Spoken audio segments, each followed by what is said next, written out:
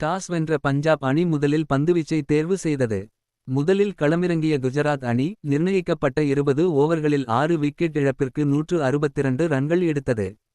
சுப்மன் கில் 39 ரன்கள் 27 பந்துகள். Jos Buttler 38 ரன்கள் 33 பந்துகள்.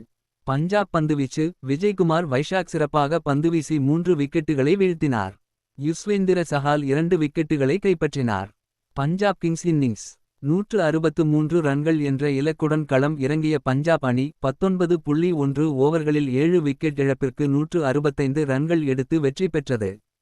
கூப்பர் கானோலி தனது அறிமுகப் போட்டியிலேயே அதிரடியாக விளையாடி 72 நட்சத்திரக்குறை ரன்கள் 44 பந்துகள் குவித்து அணியின் வெற்றிக்கு முக்கிய காரணமாக இருந்தார்.